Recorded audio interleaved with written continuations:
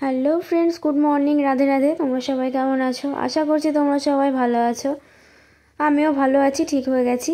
তো চলো গাইজ, ভিডিওটা শুরু করা যাক। আজকে হলো মানডে, মানে আজকে সোমবার, বাবার পুজো। তো দেখো সকালবেলা কিন্তু মায়ের পুজো কমপ্লিট হয়ে গেছে। আজকে থেকে কিন্তু আমি পুজো দিতে পারবো। তো এই যে আজকে কিন্তু এখনও প্রসাদ দেওয়া হয়নি। মা এখন প্রসাদ দেবে ঠাকুরকে। ঠাকুরের জন্য মা যেহেতু আমসত্ত্ব এনেছিল, আমাদের এখানে তো এটাকে আমসত্ত্বই বলা হয়।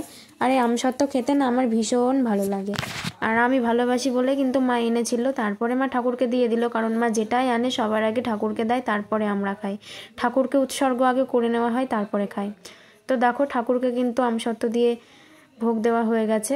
এই যে গোপালকেও দেওয়া হয়েছে। গোপালকে একটু বেশি দেওয়া হয়েছে, যেহেতু গোপাল এই ধরনের জিনিসগুলো একটু বেশি পছন্দ করে, ওই জন্য। তো চলো বেরিয়ে আসি, ঠাকুর ততক্ষণ ভোগ গ্রহণ করুক। আর এখন দেখো আমার বাবা কিন্তু দড়ি টাঙাচ্ছে, কারণ আমাদের বাড়িতে এই গেটটার প্রবলেম হয়েছিল। তো মিস্ত্রিতে কাজ করে দেওয়ার পর থেকে দড়ি টাঙানোই হয়নি, যেহেতু আগে গেটের সাথে টাঙানো ছিল।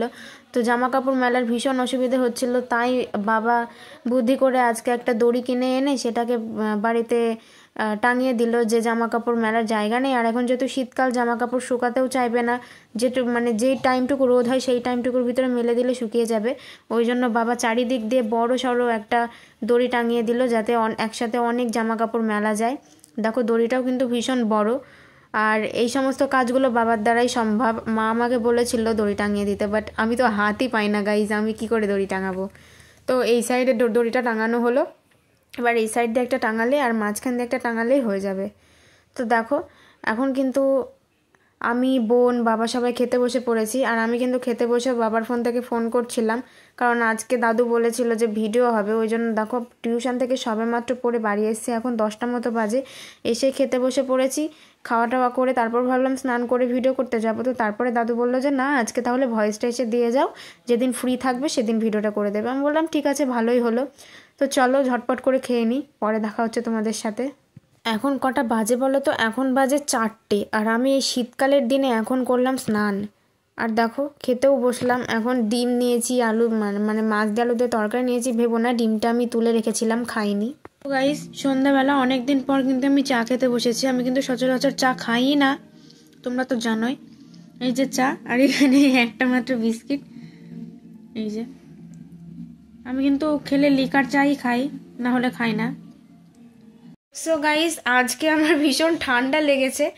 মানে কথা হলো কি, আমি সারাদিন স্নান টান করিনি, আমি একটু বাইরে গিয়েছিলাম, যার জন্য মানে ওই যে বললাম এটাই লাস্ট ভিডিওর ভয়েস দিতে গিয়েছিলাম।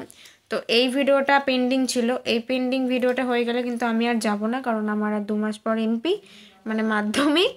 তো মাধ্যমিকটা হয়ে গেলে তারপর দেখা যাবে। তো এখন আমি লিখতে বসেছি, কারণ কালকে আমার দেবে টেস্টের রেজাল্ট, আর হচ্ছে ভৌতবিজ্ঞানের এক্সামও রয়েছে, পর্যায় সারণীর চ্যাপ্টারটা। তো ভীষণ টেনশানে আছে আমি, ভীষণ ভয় লাগছে যে রেজাল্টে কি হবে।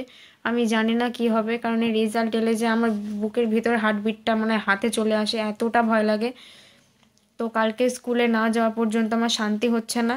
তো এখন একটু পড়াশোনা করছি, আর একটু রিভিশনও দিয়ে নিই। এমনি পর্যায় সারণী চ্যাপ্টারটা সোজাই আছে, ইজি আছে, অতটা টাফ না। তো চলো, ভিডিওটা কেমন লাগলো অবশ্যই জানিও। ভালো লাগলে লাইক, কমেন্ট, শেয়ার এবং সাবস্ক্রাইব করে যেও। দেখা হচ্ছে নেক্সট ব্লগে। সবাইকে টাটা। আর কার কেমন রেজাল্ট হলো অবশ্যই জানিও। আমার মানে আমি কত পেয়েছি আমি কালকে জানিয়ে দেবো। রেজাল্টটা বেরোক, আই হোপ ভালো হবে। তো চলো টাটা, আশীর্বাদ করো যেন ভালো রেজাল্ট হয়।